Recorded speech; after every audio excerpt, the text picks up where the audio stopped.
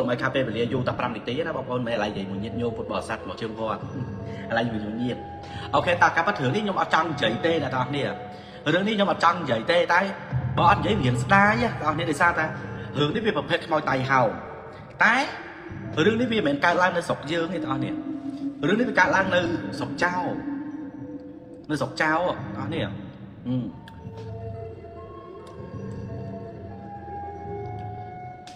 តោះអញ្ចឹងខ្ញុំចាប់ផ្ដើមចូលសាច់រឿងនិយាយចែកជូនទៅកាន់អ្នកទាំងអស់គ្នាស្ដាប់នៅក្នុងរាត្រីយប់នេះរឿងនេះគឺខ្ញុំទទួលបាន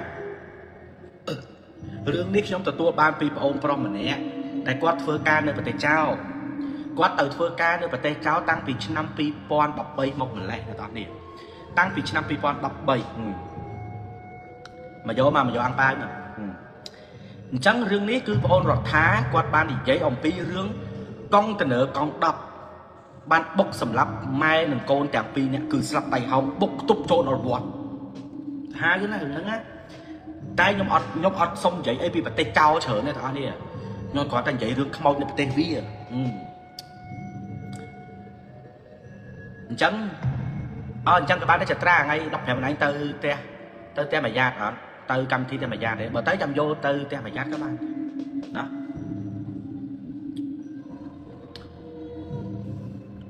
អញ្ចឹងយើងចាប់ផ្ដើមសាច់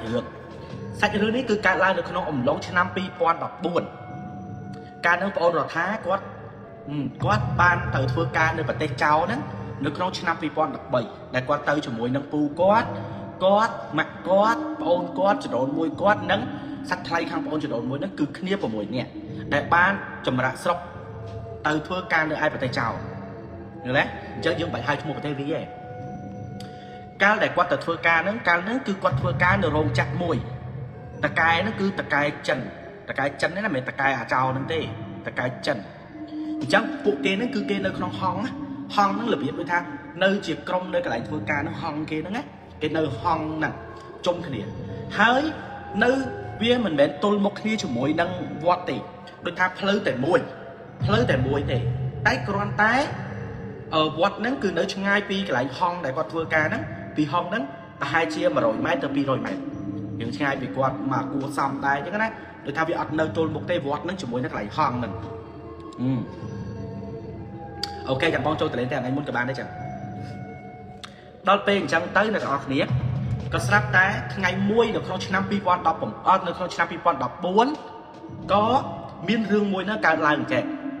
មានពីអ្នកប្តីប្រពន្ធហ្នឹងគេទៅវត្តតែមិនមែនចូលវត្តហ្នឹងទេមិនមែនចូលវត្តដែលត្រូវបានឡានបុកទប់ជាប់នឹងតំណឹងនេះវត្តមួយទៀតតាមបណ្ដាផ្លូវហ្នឹងគឺមានវត្តចំនួន4អញ្ចឹងគេចូលវត្តមួយទៀតទេអ្នកទាំងអស់គ្នាយល់អត់ក៏ស្រាប់តែគេនឹងធ្វើដំណើរចេញពីវត្តហ្នឹងមកពីអ្នកប្តីប្រពន្ធហ្នឹងក៏ធ្វើដំណើរជិះម៉ូតូមកដោយប្រពន្ធរបស់គេហ្នឹងទងន់5ខែ6ខែហើយក៏ស្រាប់តែមកដល់ចំណុចដែលកន្លែងត្រូវបានឡានកុងតឺន័របុកហ្នឹងហើយមកដល់កន្លែងដែលកុងតឺន័របុកហ្នឹងកន្លែងហ្នឹងគឺវាមានដូចថាអសតេផ្លូវអសតេគេក៏ចាញ់មកហ្នឹងឡានរបស់ម៉ូតូរបស់គាត់ហ្នឹងក៏ទៅហ្នឹងក៏ត្រូវបានឡានកុងតឺន័រកង់10ហ្នឹងលេខបុកមកទំហឹងហ្មងហ្នឹងគឺអូសប្តីពីរអ្នកប្តីប្រពន្ធហ្នឹងរហូតទៅដល់បុកជាមួយនឹងខ្លោងទ្វារវត្តបុកខ្ទប់សាកសពនឹងជាមួយនឹងលបងទ្វារវត្តហ្នឹងគឺខ្ទប់នៅទៅនឹងមកប្រពន្ធគឺបែកសឹកខ្ទេចអស់លីងមកប្រពន្ធណាសពរបស់ប្រពន្ធហ្នឹងត្រូវបានកង់របស់អាកង់ឡានហ្នឹងកិនជិះអូសបុកទៅជាប់ជាមួយនឹងអាទ្វារអាលបងវត្តហ្នឹងបើសពរបស់ប្តីវិញសពរបស់ប្តីក៏ត្រូវឡានបុកដែរបុក3អាលាក្បាលចឹងទៅខ្ទេចសាក់សពដូចគ្នាតែប្រពន្ធខ្ទេចម៉ត់ជាងហ្នឹងហើយនៅពេលដែលឡានហ្នឹងវាទៅបុកអត់រួចទេដូចថាវាបុកទៅវាច្រឡំជន់ក្រាបន្ថែមវាបុករះចឹងទៅចូលទៅដល់វត្តតែអត់ប៉ះពាល់ដល់វត្តទេគ្រាន់តែបាក់លបងវត្តឡានក៏វាកលជាប់នៅតំណឹងរួចមកក៏ប៉ូលីសរបស់គេហ្នឹងប៉ូលីសចៅហ្នឹងក៏គេចូលទៅធ្វើកសោវិច័យអូនតាមអ្វីដែលរដ្ឋានិយាយគាត់ថាបងខ្ញុំអ្នកនៅនឹងខ្ញុំឃើញផ្ទាល់នឹងភ្នែកចម្ងាយនៃការបុករហូតទៅដល់បុកជាមួយនឹងខ្លោងទ្វារវត្តហ្នឹងណា740ម៉ែត្រអ្នកជំនាញពេទ្យកសោវិច័យសព cái đau rước sắp nâng mà đong chọc thòng bên còn máu bẩn lý còn máu cái phương cửa sau bị cháy cái bất phơi nâng trao mà bên nó cũng biết phải chia vào rót kế tông phải chia vào rót dương đây tại đây tay kia nó còn non kia từ mờ đây có khơi tha cái liên nó bật thay ca bọc kê bên bọc kê nó đau rước ha rước sắt mặt đông đại bay chùm rít nó nghe rước tay ở vậy đẹp hôn đột than thì chạy thằng quát ban khơi nằm phần này cứ cái chặt đỏ các ba đây nữa nghe đó là lia các ba đây đẹp bốc chóp chỉ môi nắng các ba la là cam mặt nữa nghe cứ cái tiên của bờ các ba cho lắm cái đỏ trên màu các ba nâng lên sau thẩm trung phần này tích tập cái lực các ba nâng máu cái chọc cho thằng không ai xông bay ta mà riêng đây còn đặt ở đây cái đau rơi mà riêng đây mà riêng ấy chọc cho thằng sập nâng vào bộ tới đặt cho thằng ban pi thằng thùng ban chùm luôn pi thằng thùng pro la nó bốc mà tầm hâm nâng mong bốc hay mình bốc hay bao nhé bốc phăng tôi bị bao đó hai chị mình sợ ấy tại bốc phăng bị trôi cao lan nâng mong bị tới mong đôi bên chẳng còn ai chỗ thá sắp nâng cũng bị tích ở hành linh sắp nâng cũng tích ở hành linh cái ao trao lao làm bình đẳng rồi mà rồi hốt đo dục á tớ bẩn lý bỏ kê nó tại hiên kê nó kê nó thật kê vô lan con tình ơn tại đặt nơi cầm nó hai chẳng á kê vô tờ thưa cầm nó hai kê vô chẳng sắp cái áo sạch nhiên tôi tờ thưa bon chẳng tới kê liền để bánh liền phở cứ bánh liền phở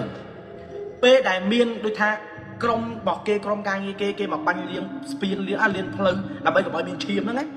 kê cho mà bánh đó nghe sắp tại nét đây cầm bông tại liền spin đó nghe đôi giờ biết nhắc ao khơi lan con tình ơn một chút bốc rét mau mùi tiệt chẳng đôi thằng kia cầm bông trâu bánh chẳng tới khơi lan con tình ơn mau mùi tiệt kia có rất trâu kiền rất trâu từ kiền kê cái số thằng cao ấy quát gặpรับtha lan khơi lan con tình ơn mau mùi tiệt tại nét này kê xây tiết địa bàn khơi nhỉ rồi lắm rồi hốt đọc buộc quát thưa ca liêng phơi liêng ấy liêng tăng pi là bóng quát liêng ấy tập o nữa cho là bạn trong màu mùi dục tức krom ca nghe cái lan bảo kia tụi mình cái này nó còn ngặt tới á là bắt được tung máu pi tập đập máu chất pi dục còn miếng bẻ xong trên mà bằng số thua và hai chia 30 lực khoa 30 lúc các bạn tranh máu sốt môn và đọc cua nơi cái này nè sốt môn đọc cua hết bộ ấy ở bên dân kịch đó là bọc đầu bọt á bọc đầu bọt á đọc pe chẳng lúc ở trên mà sốt ấy chẳng tới rụng đọc cua còn ơi không nó bị lộn ấy chẳng á rương nó có rụng lộn máu ban trong nón pi ngày cào pi ngày cào là họ liên chấp tăng pi ngày để cô thắc bốc sập năng máu của mỗi là nghĩ ở to này cứ ở sau miền bị nã cái hiếm chi cắt thì chú khơi miền mà to môi chi cắt chứ chú tới miền lan môi chẳng tại xong bây giờ vọt nó có bật phi này cào máu là họ liên pi ngày cào nhá máu và hai chia máu đặc dục còn lư sầm lấy sốt muốn sốt thoa làm pin vọt sốt muốn sốt thoa làm pin vọt đọc pe sốt muốn sốt thoa làm pin vọt rọt thà nó còn khơi lư sầm lấy cái sốt thoa sốt ấy có ngon quát còn tranh màu mơ nó thằng cái đi thằng con tiên là bóng nó còn từ mơ chẳng á quát còn khơi tha là bắt được tông màu nâng cứ miên mình được kê màu sốt muốn nơi tận đang chờ miên phải chia vào đó kê nó kê màu đài chẳng á quát mình chậm trắng quát có là việc quát có tới xua kê chắc thắng cái thơ ấy chẳng á có nè đại cái đăng rư nó cái prap tha what cái thơ phơi sốt môn đời xa tái chấp tăng bị ngay đại nè nông cô nè chả cho sập đời cái bụng chọp nông vọt nông màu nữa cứ phần lưng say pi nè ở đây và pôn năng phần lưng pi nè ở đây và pôn năng tới sập bè lục màu buôn chiêng vì nhiên máu chẳng pi nó trôi từ đó nông vọt bỏ lốp á tới sập bè lốp tới xong ai lốp chui chầm lon chỉ vật chui chầm lon phần lưng ai ba từ chậm chiên cái khơi phần lưng nè tập pi nông trăng trời kế còn trong đám phơ vị thi sai muốn rứa có băng sco ao vị nhiên tập này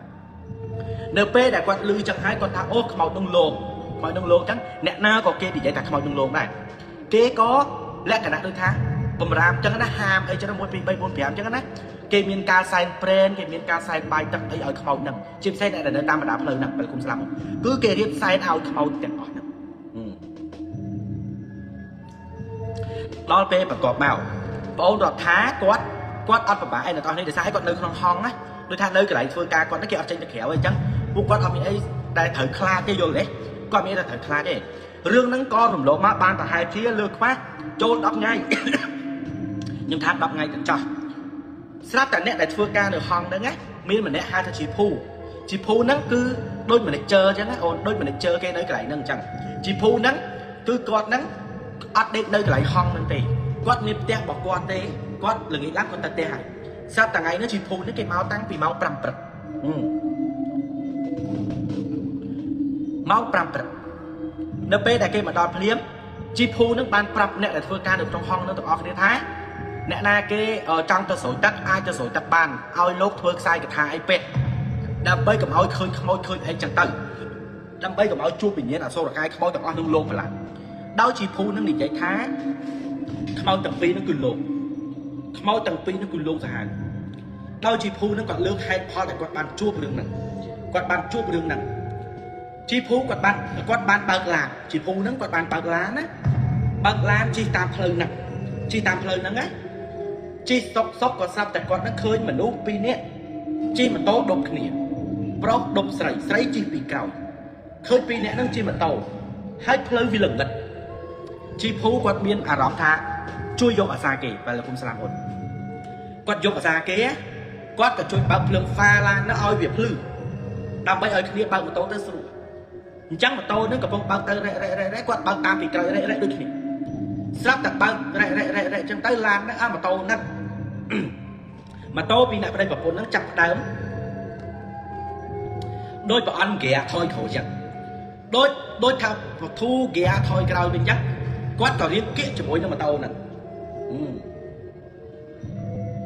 គៀកនៅពេលដែលគៀកជាមួយនឹងម៉ូតូហ្នឹងអានេះគាត់និយាយប្រាប់អ្នកដែលនៅហងហ្នឹងណាគាត់អ្នកប្រាប់អ្នកនៅក្នុងហងទេឬនោះអត់តន់ខ្ចាយខ្លាំងទេស្រាប់តែគៀកនឹងហងគៀកនឹងម៉ូតូហ្នឹងស្រាប់តែគាត់ហ្នឹងរបៀបដូចថាចង់ចុចកញ្ចក់ហ្នឹងសួរថាទៅណាអញ្ចឹងណាជីភូហ្នឹងក៏គាត់បំរុងថានឹងចុចកញ្ចក់ស្រាប់តែគាត់រោគនឹងចុចកញ្ចក់ទៅអ្នកទាំងអស់គ្នាដឹងអ្វីដែលគាត់ឃើញគឺគាត់អត់ហ៊ានចុចកញ្ចក់នឹងចុះវិញទេគឺរោងងានរាងានកៅហង yes ស្រាប់តែជីភូនឹងនិយាយថាអ្នកនឹងបានបន្ថយមកគៀកជាមួយនឹងឡានគាត់ស្រាប់តែគាត់ឃើញហ្នឹងអ្នកដែលបានបើកម៉ូតូប្រុសមួយដែលបានបើកម៉ូតូហ្នឹងណាគឺដាច់ត្រឹមតិចហ្នឹងបងដាច់អាលាក្បាលដាច់លាក្បាលត្រឹមប៉ុណ្្នឹងធ្វើក្រួយហ្នឹងដាច់ក្បាលប៉ុណ្ណេះហើយម្នាក់ស្រីហ្នឹងកូនម្នាក់ស្រីហ្នឹងដាច់មកកណាត់គ្រូដាច់មកកណាត់ខ្លួនទៀតអង្គុយនៅលើម៉ូតូហ្នឹងស្រាប់តែគាត់ឃើញអញ្ចឹងជីភូគាត់ដឹងថាគាត់នឹងត្រូវបានខ្មោចលងគាត់ក៏ទាញបតោងព្រះហ្នឹងយកមកកាន់ជាប់នឹងដៃគាត់បើកទៅមុខគាត់ព្យាយាមបើកទៅមុខពេលដែលគាត់ព្យាយាមបើកទៅមុខហ្នឹងជីភូគាត់និយាយថាគាត់ចាប់ផ្ដើមមកវិញផ្លូវគាត់អត់បានដឹងថាផ្លូវហ្នឹងបើកទៅណា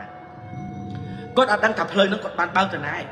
គាត់បើកចុះបើកឡើងបើកចុះបើកឡើងគាត់បានអាយ៉ៃឡានថយក្រោយមកវិញពេលដែលអាយ៉ៃឡានថយមកក្រោយវិញមានស្លឹកមេឃឈើមួយធ្លាក់ពីមុខឡានគាត់ក្តាំងពីលើឡានគាត់ធ្លាក់ក្តាំងតែសភាពពេលហ្នឹងគឺគាត់និយាយថាដែលមានស្លឹកឈើធ្លាក់ហ្នឹងគឺមានផ្ទះគេដែលនៅចិត្តហ្នឹងដែរគាត់ក៏របៀបដូចថាឈប់ឡានសិនឈប់ឡានគាត់បន់ព្រះអញ្ចឹងណាគាត់លើកដៃស្ពះបន់ព្រះ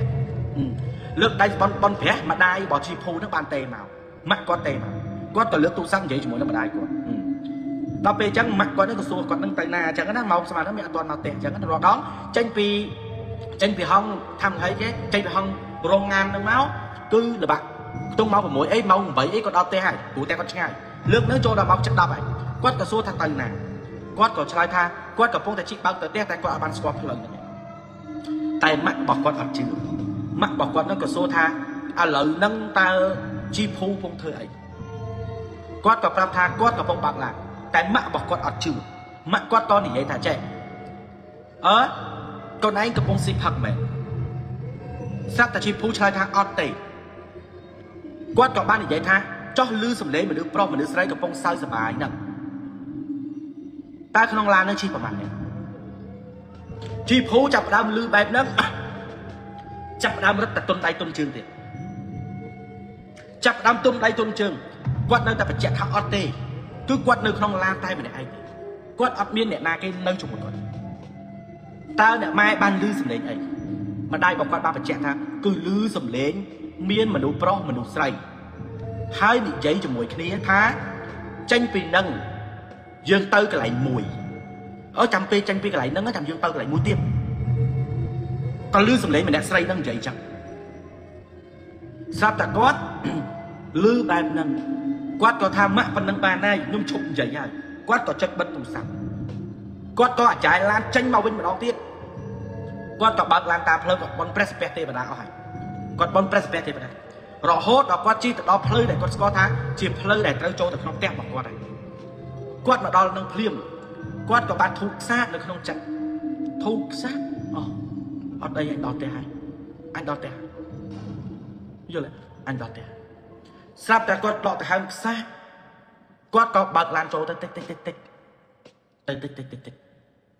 រហូតដល់គាត់ទៅឈប់ដល់មុខផ្ទះរបស់គាត់ម៉ាក់គាត់ក៏បានចេញមកម៉ាក់គាត់សួរថាទៅណាមិនក៏ឡានប្រឡាក់ដីមែនឡានហ្នឹងមានប្រឡាក់ដីប្រឡាក់អីចឹងគាត់អត់បានចាប់អារម្មណ៍រឿងឡានគាត់ប្រឡាក់ដីទេគាត់ទាញទូរស័ព្ទចឹងមកដល់ផ្លាស់ខ្វាច់ចឹងទៅតែមើលចេះទាញទូរស័ព្ទដើរប្រចាំងមើលចេះអ្វីដែលគាត់បានឃើញនឹងជាប់នឹងឡានរបស់គាត់វាមិនមែនជាដីដែលជាប់នឹងឡានទេអ្វីដែលជាប់នឹងឡានរបស់គាត់នឹងអ្នកនរដឹងស្អីអត់គឺស្នាមកម្រឈាមដែលកកឈាមដែលកកគឺជាប់ជាមួយនឹងទ្វារឡានរបស់គាត់នៅខាងស្ដាំដៃព្រោះឡានរបស់សៀមឡានរបស់ចៅគេប្រើចង្កូតស្ដាំគឺជាប់មកចំហៀងខាងនឹងមកជាប់មកចំហៀងខាងហ្នឹងគឺសុទ្ធតែកម្រឈាមម៉ាក់គាត់ក៏សួរថាគាត់ទៅធ្វើរឿងអីគាត់ក៏បានប្រាប់ពីដំណើរតាមតូទៅម៉ាក់គាត់ជឿម៉ាក់គាត់ថាឲ្យគាត់នឹងទៅវត្តសូត្រទឹកនៅពេលដែលគាត់ទៅវត្តឲ្យលោកសូត្រទឹកលោកក៏មានសង្កេតការថាខ្មោចនឹងគឺខ្មោចតៃហោអញ្ចឹងអ្នកដែលនៅម្ដុំហ្នឹងលោកថាលោកទុះទាយលោកបើកប្រណេតលោកមើលអញ្ចឹងណាលោកប្រាប់ថាអ្នកដែលនៅកន្លែងហ្នឹងទាំងអស់គឺអត់បានសុខទេខ្មោចនឹងលោកប្រឡាក់ហើយនឹងមានការយកដូចជាជើងកបអញ្ចឹងគាត់ក៏ឲ្យពាក់ខ្សែសមាពាក់អីចឹងទៅរឿងហ្នឹងក៏ជីភូហ្នឹងយកមកប្រាប់អ្នកដែលនៅក្នុងហង្សហ្នឹងទាំងអស់គ្នាឲ្យស្ដាប់អ្នកដែលនៅហង្សហ្នឹងរោងងានហ្នឹងពេលដែលជីភូគាត់និយាយដល់រឿងហ្នឹងម្នាក់ចាប់ផ្ដើមរៀនខ្លាចចាប់ផ្ដើមរៀនខ្លាចតែសម្រាប់ប្អូនរដ្ឋាគាត់និយាយថាគាត់ខ្លាចមែនតែគាត់អត់ដល់ថ្នាក់ខ្លាចដល់គិតស្មើសម័យទេគាត់ថាគាត់រៀងអញើតតែមិនដល់ថ្នាក់ដែលគាត់ស្មើសម័យឲ្យឃើញនេះឃើញនោះអត់ទេទេគេគ្រប់គ្នានាំគ្នាទៅវត្តដើម្បីទៅពាក់ខ្សែទៅខាងពាក់ខ្សែកដើម្បីកុំឲ្យខ្មោចនោះលងបន្លាចគាត់ហើយកុំឲ្យឆុងឆ្នាំមួយខ្មោចរដ្ឋាក៏គាត់បានដាក់ខ្សែនឹងគេដែរគាត់ពាក់ខ្សែហ្នឹងគាត់ពាក់ខ្សែកប្រាក់ហ្នឹងណាក៏ក្រោយមកថៅកែគេហ្នឹងក៏និយាយថាពួកអ្នកដែលនៅក្នុងហង្សទាំងអស់គ្នាហ្នឹងខែក្រោយគេនឹងឲ្យអ្នកដែលនៅក្នុងហង្សទាំងអស់ហ្នឹងទៅគេនៅខាងក្រៅគេមានផ្ទះឲ្យគេដោយសារតែគេយកកន្លែងហង្សហ្នឹងគេផ្ទុកអីវ៉ាន់ម្ដងអញ្ចឹងណាពួកគាត់លឺអញ្ចឹងក៏អូខេអត់អីដែរយល់អត់អីទេតែទទឹមនឹងគាត់អត់អីកូនទទឹមនឹងគាត់អត់អីប្អូនរដ្ឋាគាត់ថាបើសិនជាអ្នកណាគេនិយាយអំពីរឿងខ្មោចទាំងអស់ហ្នឹងគឺគាត់អត់ទាន់ជឿទាំងអស់តែនេះភ្នែករបស់គាត់ខ្មោចប្តីប្រពន្ធហ្នឹងបានលងគាត់ឲ្យខ្មោចប្តីប្រពន្ធហ្នឹងនិយាយខ្មែរខ្មោចហ្នឹងនិយាយខ្មែរមួយគាត់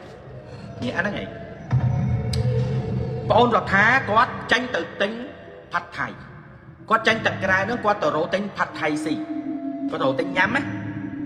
គាត់ក៏ជិះម៉ូតូទៅទិញផាត់ថៃហ្នឹងនៅកន្លែងមួយ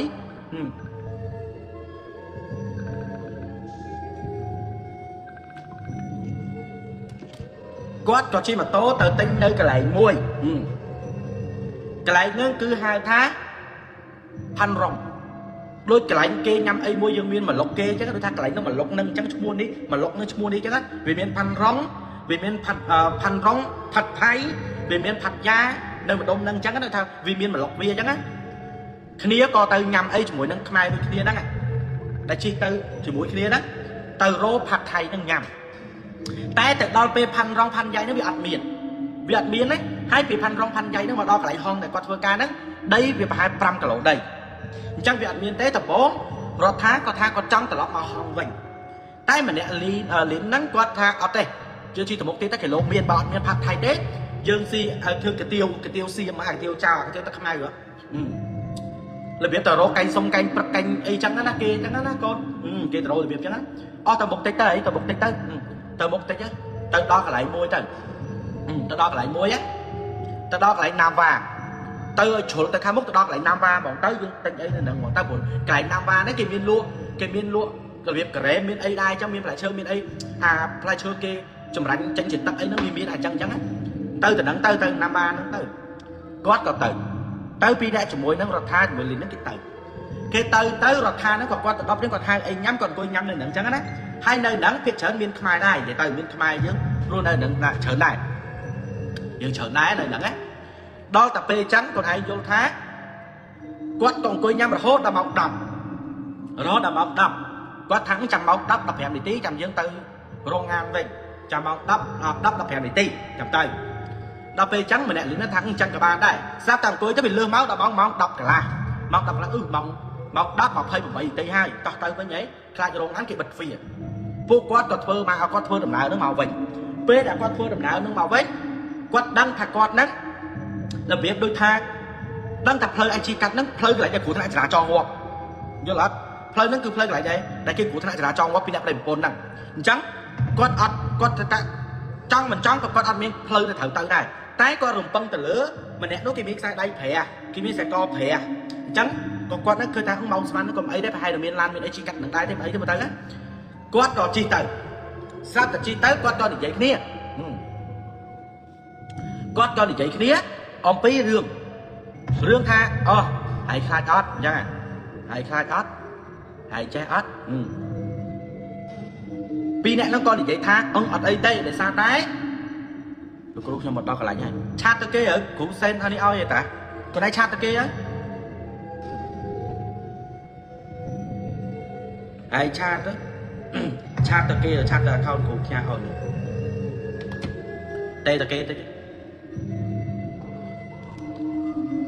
sao ta nè nó còn vậy chẳng ọt ấy đi smart nó còn ấy đây của ấy kia miếng tàu thì mình ấy bé sao ta nó thá còn lúc đấy từ xếp sẽ có bắt sẽ co đằng lúc tới còn sẽ bắt sẽ co cho cái đấy có tiên ai mới chết bắt sẽ co mền bắt sẽ co nâng mền bắt á anh chủ sẽ co nên ná hồ sẽ co thường nó phải tới thắng ọt ấy bài chủ tay ta anh miền anh được miền ấy đây cho cái này anh đừng sẽ có việc ấy bây giờ chi pin đã không bao mà đâu cầm pin này nhớ đấy ở đây công chế cho mỗi bộ bài sniper của mỗi nè ấy chúng chỉ bật nè slide nó còn slide men còn slide thế slide mình để còn những các bạn sắp tới rót thá còn tha chi tập đo cả lấy kiện nâng cả lấy nâng đáp các câu lấy nâng ngắt đập kiện đo cả lấy nâng câu nè đặt bằng của tôi chua lên nó quan trọng làm gì đấy con ở thiên bằng từ một tê con tha quát chập đá một thoi bươn vánh quát con vậy thá miên phơi viền ọt rồi tha hãy có phơi viền ọt sao tại tha con ọt đăng thà phơi viền tận nào tì có phơi viền tì sao tại suốt mà nó tiết thà cả ấy mình nè linh nó còn con vậy thá nơi khảo mốc miên mà được chơi hãy mơ khơi tôi anh ọt tha nơi khảo mốc miên mà được chơi rồi thá con mơ tới còn khơi miên mà được bền tay phải che ọt toàn ọt nâng ấy nè ọt toàn ọt này mà được chơi men mình đưa chôn để lừa spiên tập chôn để lừa nó lắm miên mình đưa mà chôn để lừa nó quát còn xua thá kê tập nó kia mà thơ ấy nó cái thơ ấy nó xe ta thá còn thắng ở đấy tới chi ta có quát chi ta mền quát chi chôn từ không vuông trận nào ông nét đại kế của phong tại chôn để lừa nó tập giờ lấy cột quát chi từ đó vuông nó tập kia là tập kia bây giờ quát chi tư này ở cái quát còn khơi mình đưa nó ớt mơ từ lơ mình đưa mình nẹt tiết đến là lừa màu mình nẹt tiết này đến là lừa nó lắm sập hiếp mơ máu đôi thá miên này đa kê cua thằng trả tròn chẳng đôi miên này đa kê cua thằng trả tròn chẳng có ớt tầm mơ quát còn khơi kê của ớt tầm mơ quát chi mà to quát còn nghĩa một mơ quát còn nghĩa một mơ sắp ta bây giờ quát nghĩa một mơ tới nẹt này quát khơi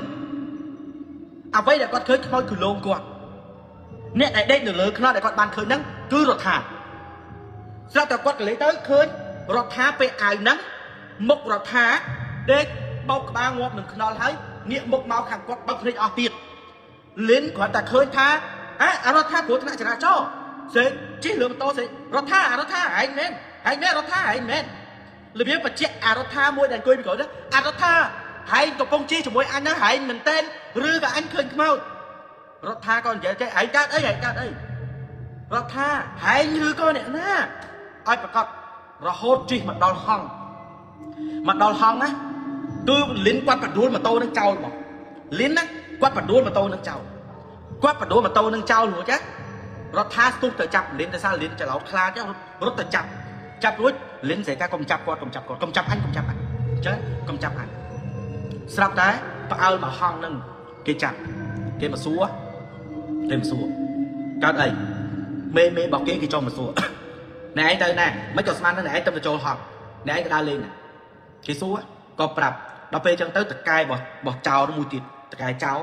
ចេញមកមើលទៅសភាពអ្នកទាំងពីរនោះដឹងថាអូអាពីរអ្នកហ្នឹងឃើញតែតកែនឹងចឹងអថាប្រាប់តកែមួយថាកុំសួរមិនសួរនាំឲ្យយកចូលក្នុងផ្ទះយកចូលទៅក្នុងបន្ទប់សិនពេលដែលយកចូលមកដល់ក្នុងបន្ទប់ហ្នឹងលិនគាត់បាត់ស្មារតីគាត់ដូចមនុស្សវែងចឹងគាត់សួររដ្ឋាថាកើតអីមុនហ្នឹងក៏និយាយពីដំណើរដើមតងប្រាប់ដំណើរដើមតងចឹងណាតកែសៀមនឹងវាដឹងវាក៏ប្រាប់ថារដ្ឋាតើអ្នកទៅកន្លែងហ្នឹងជាមួយខ្ញុំកើតអត់ព្រោះអីម្នាក់ដែលជាអ្នកដែលតកែសៀមហ្នឹងណាគាត់ឯងយល់ថាគេមានបដិមាកប្រាក់ច្រើនណាស់ស្រាប់តែអ្នកហ្នឹងហៅរដ្ឋាហ្នឹងចេញមកថារដ្ឋាតើរដ្ឋាឯងទៅនោះជាមួយខ្ញុំទៅកន្លែងហ្នឹងកើតអត់រដ្ឋាក៏ប្រាប់ថាទៅបានគាត់អីទេតែគាត់គ្រាន់តែចង់ដឹងថាឲ្យគាត់ទៅនឹងទៅអីតើមេឲ្យខ្ញុំទៅនឹងជាមួយមេហ្នឹងទៅធ្វើអីគាត់ថាមកស្រាប់តែគាត់ទៅមែនគាត់ក៏ឲ្យរដ្ឋានឹងឡើងឡានគាត់ហើយនឹងមានមនុស្សប្រុស3នាក់ទៀតឡើងឡានជាមួយទៅជាមួយគាត់ទៅដល់ភ្លាមគាត់ឈប់នៅមុខវត្តដែលកន្លែងដែលគេគូថ្នាក់ចរាចរណ៍បុកងាប់ហ្នឹងយល់ទេគាត់ទៅឈប់នៅមុខខ្លៅទ្វារវត្តហ្នឹងគាត់អត់ជិះឡានចូលវត្តទេគាត់ក៏ឲ្យរដ្ឋាចុះពីលើឡានគាត់ប្រាប់ថាធ្វើតាមគាត់ទៅ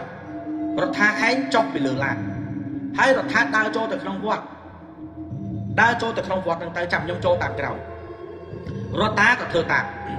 រដ្ឋាក៏ចុះពីលើឡានដើរចូលទៅក្នុងវត្តហ្នឹងគាត់ចូលទៅក្នុងវត្តហ្នឹងទៅអ្នកទាំង3ហ្នឹងអ្នកទាំង4 5អ្នកដែលនៅក្នុងឡានហ្នឹងគេបើកឡានចូលទៅតាមក្រោយពេលដែលបើកឡានទៅចូលទៅតាមក្រោយក៏ទៅថ្វាយអង្គមព្រះទៅដល់ថ្វាយអង្គមព្រះរួចអ្នកទាំងអស់គ្នា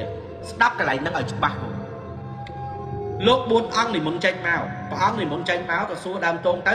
អ្នកដែលជាតកែសៀមហ្នឹងទៅនិយាយជាមួយនឹងប្រគុណម្ចាស់ទៅនិយាយជាមួយនឹងព្រះសង្ឃនិយាយជាមួយព្រះសង្ឃចប់ក៏ព្រះសង្ឃហ្នឹងឲ្យរដ្ឋាហ្នឹងដោះកៅអៅហ្នឹងចេញដោះកៅអៅដែលកំពុងពាក់ហ្នឹងដោះចេញហើយឲ្យក្មេងវត្តហ្នឹងទៅយកកណាត់សមកឲ្យរដ្ឋាហ្នឹងពាក់គ្របពីលើហើយឲ្យរដ្ឋាហ្នឹងដើរជុំវិញវិហារចំនួន7ជុំ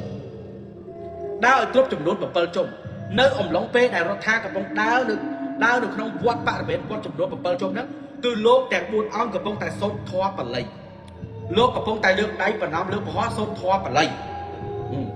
អ្នកដែលមកជាមួយនឹងតកែសៀមហ្នឹងក៏គេលើកដៃស្មឹងស្មាតដែរស្រាប់តែប្រគុណម្ចាស់ប្រាប់ទៅកាន់ញោមរដ្ឋាញោមឈប់សិនអាត្មាសួរញោមដើរបានប្រមាណជុំរដ្ឋាក៏ឆ្លើយថាកណាដើរបាន5ជុំហើយគុណម្ចាស់ញោមដើរបាន5ជុំហើយញោមណាញោមបើឮសំឡេងអ្នកណាហើយបើឃើញអ្នកណាញោមកុំងាកមើលគេកុំឆ្លើយជាមួយគេចូលញោមដើរចំនួន2ជុំទៀតញោមដើរ2ជុំទៀតទៅអើយអូនឯងទៅបានទេបើអូនបែកស្រួយខ្លាំងហើយបើជីវិតខ្លួនឯងមើលទៅដូចអីណាស់ណាទេបើលហាមទេលហាមទេខ្លួនឯងគុណម្ចាស់លោកមានសង្ឃដីកាបែបហ្នឹងថាបើឮសំឡេងអីបើឃើញអីញោមកុំងាកញោមកុំឆ្លើយកុំងាកកុំឆ្លើយអញ្ចឹងណា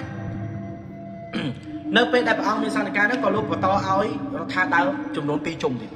នៅពេលដែលរដ្ឋាដើរចំនួន2ជុំទៀតរដ្ឋាគឺអត់បានឮរដ្ឋាអត់បានឮហើយរដ្ឋាក៏គាត់អត់បានឃើញអីដែរមានតែប្រគុណម្ចាស់ទេដែលព្រះអង្គលោកនិមន្តទៅខាងក្រៅវត្ត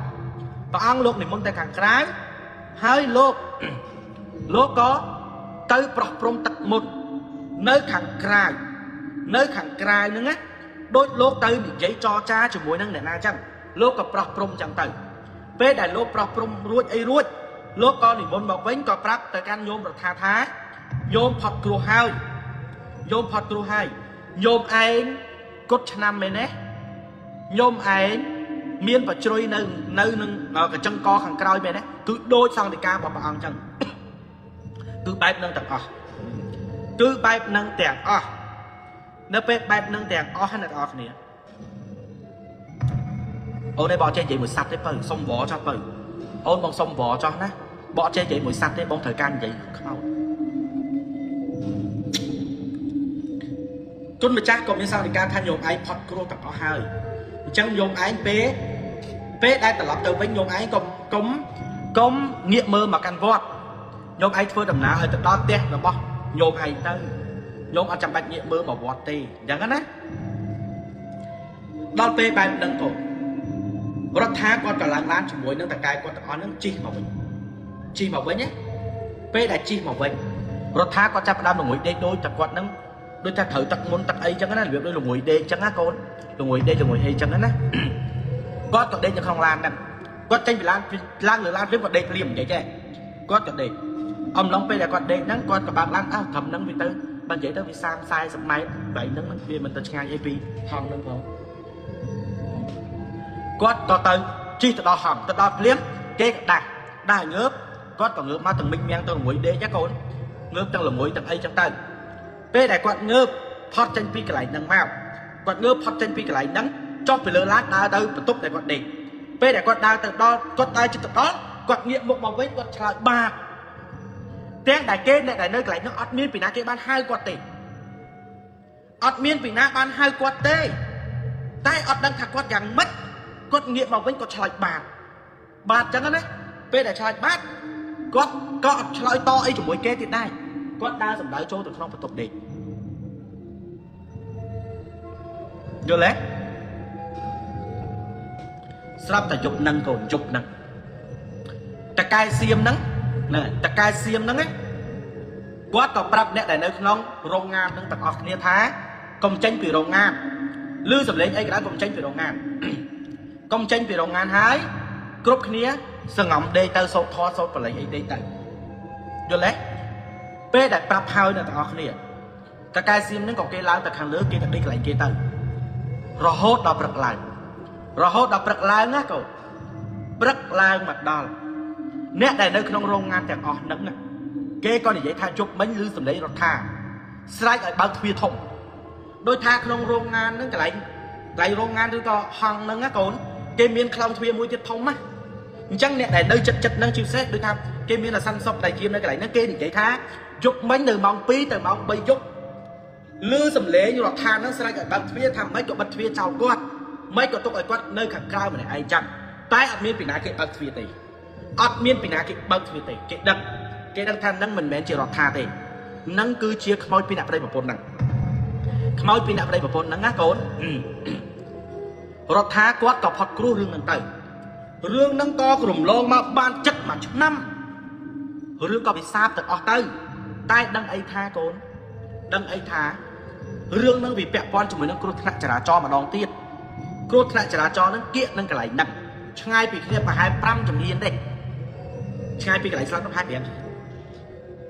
ក៏រឿងហ្នឹងរំលងមក7ឆ្នាំ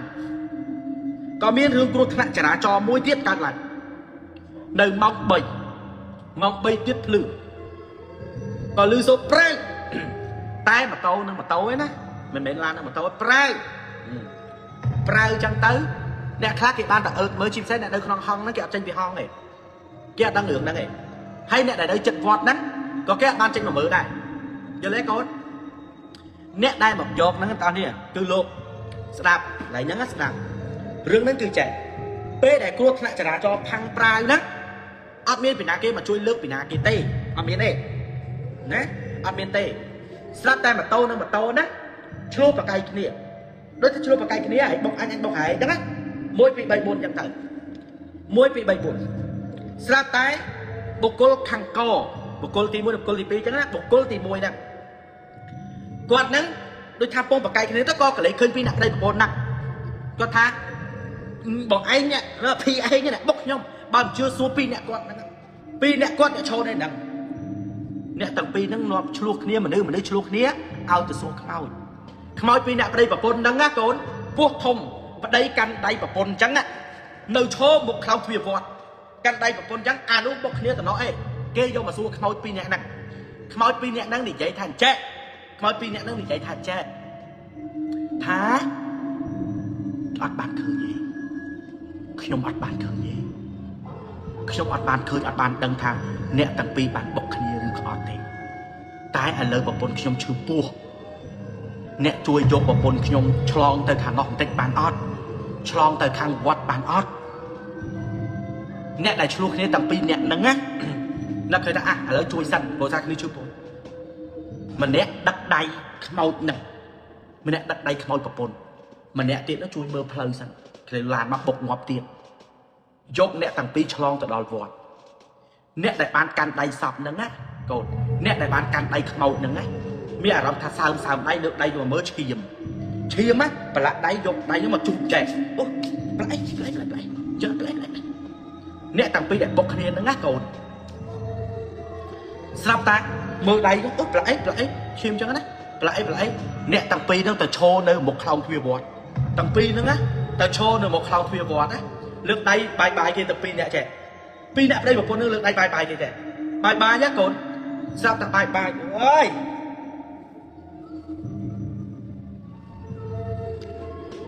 លើកដៃបាយគេចឹងណាកូនបាយ2នាក់ប្តីប្រពន្ធនឹងណា2នាក់ទៅចំនួនហ្នឹងបាយប្រពន្ធនឹងកូនប្រេះក្បាលជ្រូកភ្នែកជ្រូកត្រចៀកខ្ពាកប្តីនឹងដើរតែឥឡូវក្បាលនឹងទៅក្រោយចឹងទៅធ្លាក់ក្បាលនឹងទៅក្រោយចឹងធ្លាក់ក្បាលទៅក្រោយចឹងទៅ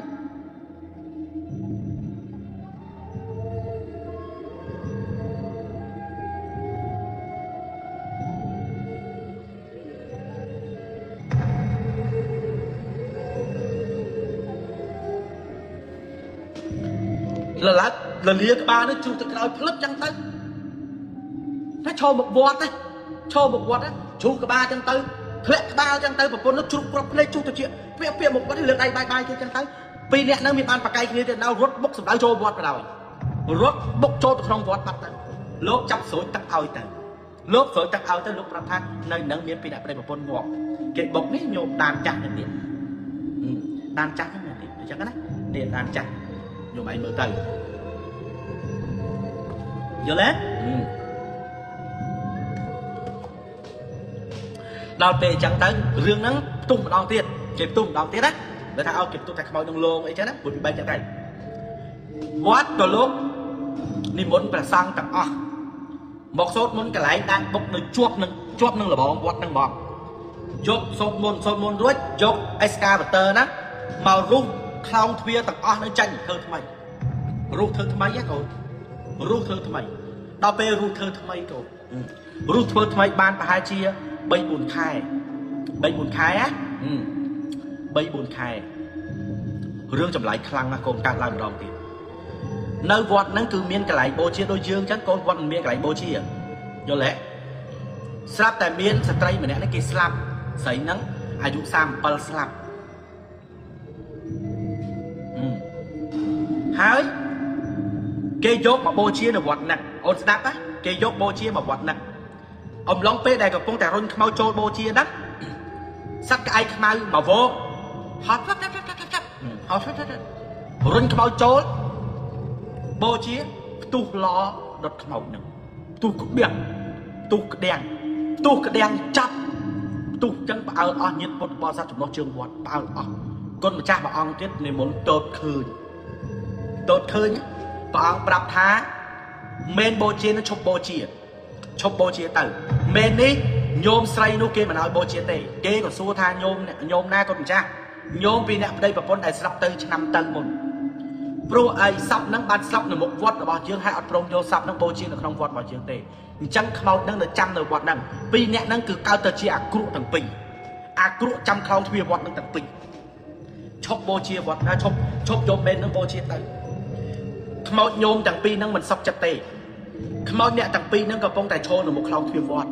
អ្នកទាំងពីរកើតទៅជាអាក្រក់ទាំងពីរកើតជាអាក្រក់ទាំងពីរមកចាប់តាំងពីពេលហ្នឹងមកវត្តហ្នឹងគឺអត់ឲ្យដាក់មែនបូជាទេវត្តហ្នឹងណានេះតាមតែបងអូនរដ្ឋាប្រាប់ហើយអ្នកដែលនៅក្នុងរោងងានទាំងអស់ដែលនៅហងហ្នឹងទាំងអស់ពីមុនវត្តហ្នឹងធ្លាប់មានមនុស្សទៅដើរលេងជាជិះចូលទៅលេងច្រើនតែចាប់តាំងពីថ្ងៃហ្នឹងគឺអត់ដែលមានអ្នកណាហ៊ានទៅលេងមិនដឹងថានៅដល់បច្ចុប្បន្នហ្នឹងនៅមានរឿងនឹងកើតឡើងទៀតឬក៏អត់តែចាប់តាំងពីថ្ងៃហ្នឹងមកបងអូនរដ្ឋាគាត់ថាគាត់ធ្វើការនឹងឆ្អែតហើយគាត់តឹងតែមកខ្មែរយើងពេលដែលប្រទេសយើងមានសង្គ្រាមមួយវា តែយល់ពាក្យមួយបាត់ថាគេនៅខ្លាចខ្មោចពីអ្នកប្តីប្រពន្ធហ្នឹងណាចាត់ហ្វាហ្នឹងគេហៅខ្មោចប្រែកដូចរូបចាំខ្មោចទ្វារវត្តនេះសាច់រឿងដែលខ្ញុំទទួលបានពីបងរដ្ឋាដែលមកពីសៀមដែលគាត់មកពីថៃមកប្រាប់